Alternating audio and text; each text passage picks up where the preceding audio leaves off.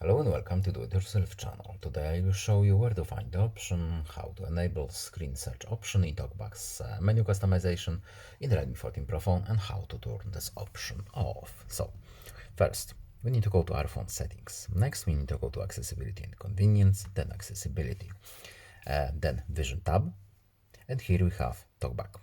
Now in the top right corner we have this cog menu which we need to open. Then we need to go to customize menus, and here we have customize TalkBack menu.